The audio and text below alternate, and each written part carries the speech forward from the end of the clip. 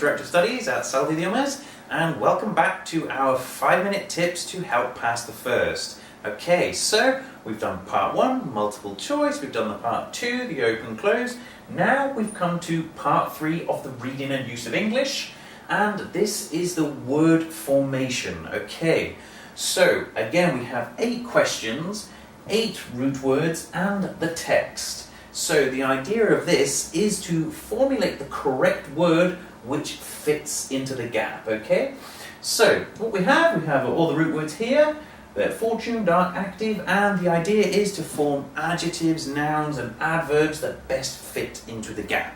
So, timing, okay? Just as we did in part 1 and part 2, I would take about 7 minutes for this one. Now, statistically, students score very well in this because they recognize all the words. Now, the biggest problem is because it's not as difficult as other parts, students seem to rush it, okay? So, take your time, right? Because what happens is you have to add prefixes and suffixes, and sometimes once you've read all of the text, it could change the meaning of the word. So instead of putting something positive, it would change then to negative. Okay, so be very careful.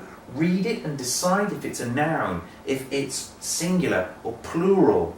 These are the things that you can lose points on. Okay, the smallest error and you'll lose 1 point. So, as we did with the other text, read it again thoroughly, get a very good idea of what it's trying to say.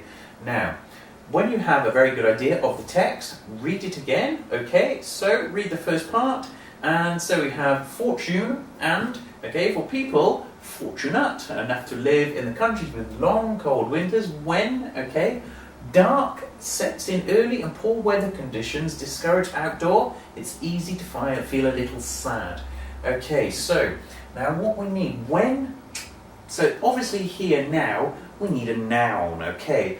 Now sometimes it's possible that you may not know the word you're looking for, but if you know it's a noun, play with the endings of the noun, okay? See which one you think sounds the best.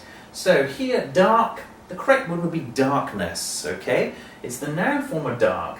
Now, if you continue to read, discourage outdoor, okay, it's easy to feel a little sad. Okay, so what we have is active, outdoor activities, okay? We're talking about plural here. Don't forget the plurals, okay? So, again, read very carefully, decide what type of word you need. This is the most important thing, either a noun, an adverb, etc., etc. Then, once you've got a very good idea, put them into each space. Read it very carefully, decide if it's a positive or a negative. Don't forget you might have to add a negative prefix to get the correct word. Then, once you're happy with all the words in the correct gaps, read it again thoroughly, saying the words, okay? Say them in your head. Do they sound right? Again, remember, if you're not sure of the word, but you know it's a noun or an adjective or an adverb, just try it, okay? Because an empty space is no points. If you don't know it, try, okay? You may get a point. Another thing to remember is the trick with the L's, okay? Now remember, most of the words with, like, useful, for example, only has one L. You only add the second L when it becomes an adverb, okay? So these are the little things you have to remember. The prefixes, the suffixes, the adverbs, is it 1 L or 2? Take these all into consideration, okay? Read it very carefully, and if you're happy with it, perfect. Okay, we'll see you in part 4. Thanks very much.